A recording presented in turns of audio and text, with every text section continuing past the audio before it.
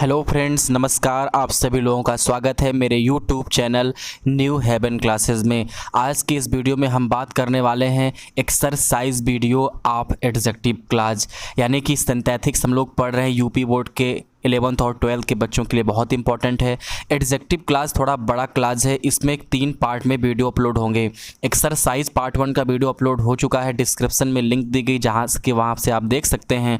और पार्ट 1 आज हम एक्सरसाइज करेंगे। और वीडियो को शुरू करने से पहले एक बार चैनल को सब्सक्राइब कर लीजिए, लाइक और शेयर कर दीजिए। आज देखिए कि पार्ट 1 में हम क्या पढ़ेंगे, कौन कौन से कंजक्शन का प्रयोग पढ़ेंगे। तो आज हम पढ़ने वाले हैं हु का प्रयोग, हुम का प्रयोग और हुज का प्रयोग। तो आइए देखते हैं थोड़ा सा इसका रूल क्या होता है, और रूल के बाद देखेंगे कि हम कैसे इस नियम को बनाते हैं। तो सबसे पहले मैं आपको बताना चाहूँगा कि चाहे आप हु का प्रयोग करते हो, चाहे हुम का प्रयोग करते हो, चाहे हुज का प्रयोग करते हो, इन तीनों का प्रयोग व्यक्तियों के लिए करते हैं। याद रखिएगा, दैट मीन्स इन तीनों का जो पूर्ववर्ती होगा, अर्थात इन तीनों के पहले जो वर्ड आएगा वो कोई व्यक्ति से रिलेटेड होना चाहिए। ठीक, अब बढ़ते हैं आगे। आगे बढ़ने पे हमको क्या मिलता है कि हु के बाद वाक्य के भाव के अनुसार वर्ब भी आ सकती है और हेल्पिंग वर्ब भी आ सकती है। ठीक, आगे बढ़ेंगे तो हुम के बाद क्या आता है, हुम के बाद सब्जेक्ट आता है, यानी कि हुम आप प्रयोग करोगे तो हुम के पहले तो व्यक्ति आएगा, लेकिन हुम के बाद सब्जेक्ट, और सब्जेक्ट में क्या आना चाहिए, ही, सी, इट, आई, बी, यू, दे में से कोई प्रोनाउन आने चाहिए। अब लास्ट की बात करेंगे तो लास्ट में क्या मिलेगा आपको, लास्ट में मिलेगा कि हुज। तो हुज के बाद क्या आता है, कोई कॉमन नाउन आता है। एक चीज़ मैं आपका थोड़ा सा और क्लियर कर दूं, आगे आपको आसानी होगी कि आप हु का प्रयोग किसी वाक्य में तब करेंगे जब पहले वाक्य का ऑब्जेक्ट और दूसरे वाक्य का सब्जेक्ट समान होगा, तो आप हु लगा देंगे, और दूसरे वाक्य का जो सब्जेक्ट होगा उसको रिमूव कर देंगे। आप हुम का प्रयोग कब करेंगे, जब पहले वाक्य का ऑब्जेक्ट और दूसरे का सब्जेक्ट समान ना हो और दूसरे वाक्य के सब्जेक्ट के रूप में कोई प्रोनाउन यूज हुआ हो, तो आप हुम लगाएंगे और हुम के बाद उस प्रोनाउन को लिखेंगे। हुज का प्रयोग कब करेंगे, तो हुज का प्रयोग तब करेंगे जब पहले वाक्य का ऑब्जेक्ट और दूसरे का सब्जेक्ट असमान हो और दूसरे वाक्य के सब्जेक्ट के रूप में कोई कॉमन नाउन आया हो, तो वहाँ पर हुज का प्रयोग किया जाता है। अब आइए एग्जाम्पल यहाँ पर हम लोग देखते हैं। तो एग्जाम्पल में सबसे पहले तो ये जान लीजिए, एग्जाम्पल देखने से पहले, कि आज जो वाक्य करवाने वाला हूँ इसमें आप केवल हु का प्रयोग करेंगे या हुम का या हुज का, इन्हीं तीनों के प्रयोग से हमको सेंटेंस बनाने हैं। ओके, चलिए अब देखते हैं सेंटेंस। तो सेंटेंस क्या है, पहला सेंटेंस है कि the boy is standing there, he is my brother. यहाँ पर सेंटेंस देखिए कि the boy is standing there, he is my brother. तो यहाँ पर आप व्यक्ति कहाँ देख रहे हो, आप व्यक्ति देख रहे हो यहाँ पर बॉय। दैट मीन्स कि अब आपको इसी के बाद हु, हुम या हुज का प्रयोग करना है। क्लियर हो गया। अब आप अगर बॉय के बाद प्रयोग करेंगे, मान लीजिए आप हुम का प्रयोग करते हैं तो इज आ गया, हुम के बाद सब्जेक्ट आना चाहिए, हुम नहीं लगेगा। आप हुज भी नहीं लगा सकते हो क्योंकि यहाँ पर इज आया है, कोई कॉमन नाउन नहीं है, तो आपको हु का प्रयोग ही करना पड़ेगा।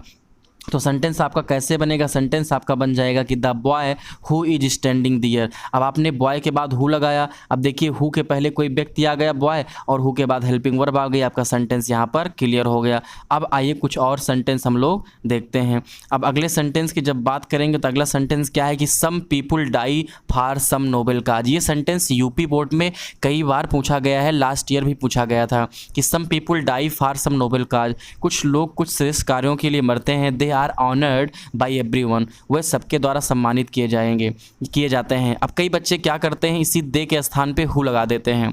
ठीक, आपका सेंटेंस इसलिए रॉन्ग हो जाएगा अगर आप दे के स्थान पे हु लगाओगे, क्योंकि देखिए अगर यहाँ हु लगाते हो तो इसका पूर्ववर्ती क्या होगा, काज। काज कोई व्यक्ति तो है नहीं। अब आपको यहाँ पर वाक्य में व्यक्ति ढूंढना है। ऐसा नहीं कि हर जगह ऑब्जेक्ट और सब्जेक्ट को ही लेके चलते हैं। आप सेंटेंस में ये ढूंढ लीजिए कि यहाँ पर व्यक्ति कहाँ आया हुआ है। तो एक शब्द आया है पीपुल, पीपुल व्यक्ति है। अगर आप पीपुल के बाद हु लगाते हो तो क्या देखो रूल आपका फिट बैठता है। तो अगर आप पीपुल के बाद हु लगाते हो तो हु के पहले पीपुल आ जाएगा, कोई व्यक्ति है, और हु के बाद डाई आ जाएगा जो कि वर्ब है। तो हु के पहले व्यक्ति आना चाहिए और उसके बाद वर्ब आना चाहिए, तो सेंटेंस आपका करेक्ट होता है। तो यहाँ पर देख सकते हो इसका आंसर कैसे बनेगा कि some people who die for some noble cause are honoured by everyone. अब बढ़ते हैं नेक्स्ट सेंटेंस की तरफ। नेक्स्ट सेंटेंस क्या है कि his the students sits near me, his father is a teacher. ठीक, विद्यार्थी मेरे बगल बैठा है, उसके पिताजी क्या है, एक टीचर हैं। सेंटेंस कैसे बनेगा? ये सेंटेंस बनेगा कि the student whose father is a teacher, मतलब विद्यार्थी जिसके पिताजी एक अध्यापक हैं। अब देखिए दूसरे सेंटेंस में कॉमन नाउन आया हुआ है, फादर कॉमन नाउन है।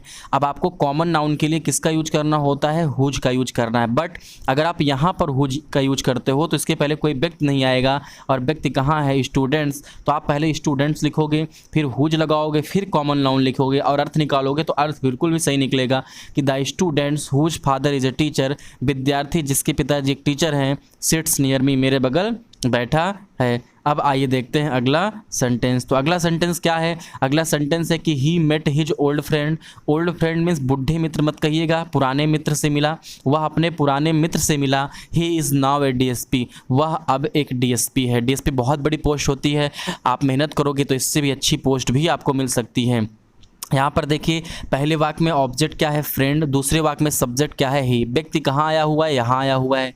अब यहाँ पर देखो जब सब्जेक्ट और ऑब्जेक्ट सेम होता है तो मैंने क्या आपको ट्रिक बताई कि आप हु का यूज करेंगे जो दूसरे वाक्य का सब्जेक्ट है उसके स्थान पे, और आप उसको ऐसे हटा भी देंगे, ठीक है। तो यहाँ पर सेंटेंस कैसे बनेगा? सेंटेंस देखिए आपके सामने बन के आ गया कि he met his old friend, वह अपने पुराने मित्र से मिला। Who is now a DSP, जो अब एक डीएसपी है। यानी कि ऑब्जेक्ट और सब्जेक्ट दोनों के समान थे तो आपने हु को वाक्य को हु से जोड़ा है और आपने दूसरे वाक्य का सब्जेक्ट भी रिमूव कर दिया है। अगले सेंटेंस की ओर बढ़ेंगे तो अगला सेंटेंस क्या है कि here is the boy his books are lost. यहाँ पर व्यक्ति का प्रयोग यहाँ पर हुआ है बॉय। दैट मीन्स आपको ये चीज़ क्लियर हो गई कि इसी के बाद या तो हु का यूज होगा, या तो हुम का, या तो हुज का। तो आप ट्रिक देखिए, पहले वाक्य का ऑब्जेक्ट है, दूसरे वाक्य का सब्जेक्ट है, दूसरे वाक्य के सब्जेक्ट में बुक्स आया हुआ है। बुक्स क्या है? कॉमन नाउन है। तो जब दूसरे वाक्य के सब्जेक्ट के रूप में कोई कॉमन नाउन आता है तो किसका प्रयोग करते हैं? हुज का प्रयोग करते हैं। यानी कि आप फुल स्टॉप जब वाक्य को जोड़ोगे तो हुज लगाओगे बॉय के तुरंत बाद, और हिज को हटा दोगे क्योंकि हिज का प्रयोग उसी बॉय के लिए हुआ था कि उसकी किताब है, किसी किताब है, लड़के की किताब है। तो जब आप वाक्य को कंबाइंड बना रहे हो तो आपको हिज लिखने की कोई ज़रूरत नहीं है। सेंटेंस कैसे बन जाएगा?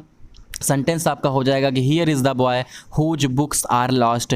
हुज के बाद व्यक्ति आ गया और हुज के बाद जो है आपका कॉमन नाउन आ गया। नेक्स्ट सेंटेंस हम लोग देखते हैं। नेक्स्ट सेंटेंस क्या कहता है कि आई मेट ए मैन, मैं एक व्यक्ति से मिला। आई गेव हिम 10 रुपीज़, मैंने उसे 10 रुपीज़ दिए। व्यक्ति यहाँ पर आया हुआ है मैन, इसका मतलब आपका हु, हुज, हुम जो भी लगेगा इसके जस्ट बाद लगेगा।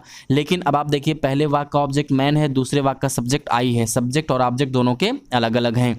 जब सब्जेक्ट और ऑब्जेक्ट अलग अलग होते हैं और दूसरे वाक्य के सब्जेक्ट के रूप में कोई प्रोनाउन आ जाए जैसे ही, सी, it, I, we, you, they, तो ऐसी कंडीशन में वाक्य को हुम से जोड़ते हैं और इस सब्जेक्ट को हटाते नहीं। जैसे यहाँ पर सब्जेक्ट को हमने हटा लिया था ही को, क्योंकि यहाँ पर सेम चीज़ों की बात करी जा रही थी, लेकिन यहाँ पर सेम नहीं है तो आपको आई हटाना नहीं है। तो कैसे बनेगा इसका आंसर देख लेते हैं।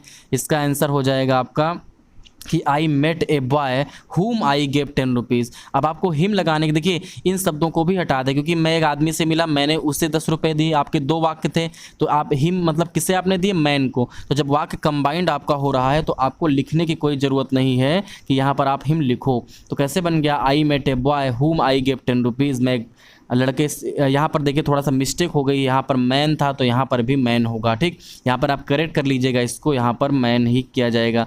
तो आई मेट ए मैन हुम आई गेव 10 रुपीज़। अब देखते हैं अगला सेंटेंस। तो अगला सेंटेंस क्या है? 7वां सेंटेंस है आपका। सेंटेंस कहता है कि Ramesh is a good boy. Ramesh एक अच्छा लड़का है, वह अच्छे परिवार से संबंध रखता है। He belongs a good family.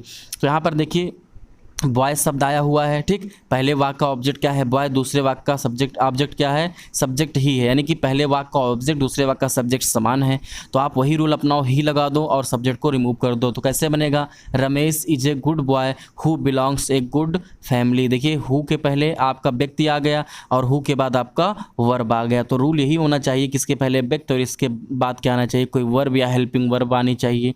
ये भी आपका सेंटेंस करेक्ट है, ठीक। अब बढ़ते हैं 8वें सेंटेंस की ओर। दिस इज़ द गर्ल, ये वही लड़की है। Her cycle was stolen in the market, ठीक। अब यहाँ पर देखिए पहले वाक्य का ऑब्जेक्ट क्या है? गर्ल। दूसरे वाक्य का सब्जेक्ट क्या है? Her cycle. साइकिल क्या है? कॉमन नाउन है, और जब कॉमन नाउन आता है तो हम लोग किसका प्रयोग करते हैं? हम लोग प्रयोग करते हैं हुज का। और क्या करते हैं? जो दूसरे वाक्य में ये पॉसेसिव केस होता है उसको रिमूव कर देते हैं। तो कैसे बन जाएगा इसका आंसर? इसका आंसर हो जाएगा कि this is the girl whose cycle was stolen in the market. देखिए दिस इज़ द गर्ल, ये वही लड़की जिसकी साइकिल, यानी कि अब हुज का प्रयोग करेंगे साइकिल के साथ, because cycle is a common noun. अब यहाँ पर क्या हुआ कि हुज के पहले कोई व्यक्ति आ गया और हुज के बाद कॉमन नाउन आ गया। अब आइए देखते हैं अगला सेंटेंस। अगला सेंटेंस क्या कहता है कि आई सा ए लेडी, मैंने एक महिला देखा, she was carrying a load of would, वह लकड़ियों का गट्ठर ले जा रही थी। पहले वाक्य का ऑब्जेक्ट क्या है? लेडी। दूसरे वाक्य का सब्जेक्ट क्या है? सी। तो जब पहले वाक्य का ऑब्जेक्ट दूसरे का सब्जेक्ट इक्वल होता है तो क्या करते हैं? हु का प्रयोग करते हैं और दूसरे वाक्य का जो सब्जेक्ट होता है उसको हटा देते हैं।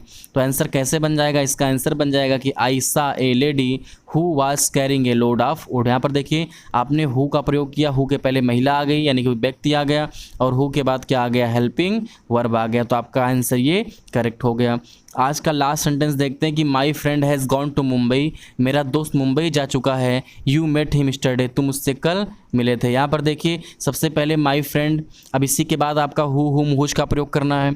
तो मेरा मित्र हुम, जिससे, अब आपने हुम का प्रयोग किया है तो आपको सब्जेक्ट ही तो लगाना पड़ेगा। अब यहाँ सब्जेक्ट ढूंढिए, तो यहाँ कोई सब्जेक्ट तो आपका माई फ्रेंड था जो कि हो गया।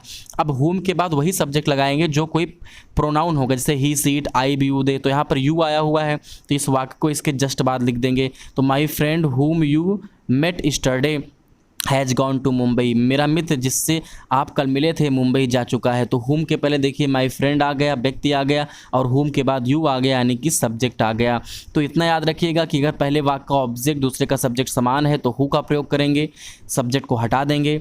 अगर क्या हो गया कि पहले वाक्य का ऑब्जेक्ट सब्जेक्ट सेम ना हो तो आप हुम का प्रयोग करेंगे। अगर प्रोनाउन का प्रयोग हुआ हो तो हुम के बाद उस प्रोनाउन को लिखेंगे, और अगर कॉमन नाउन का यूज हुआ है तो आप क्या करेंगे? हुज का प्रयोग करेंगे और हुज के जस्ट बाद कॉमन नाउन लिख देंगे। तो ये था आपका exercise video adjective class part 1। अगले वीडियो में हम बात करेंगे कि व्हिच का प्रयोग कब करते हैं, दैट का प्रयोग और एज का प्रयोग कब करते हैं। बने रहिए हमारे चैनल न्यू हेवन क्लासेस के साथ। चैनल को सब्सक्राइब करिए, वीडियो को लाइक और शेयर कर दीजिए।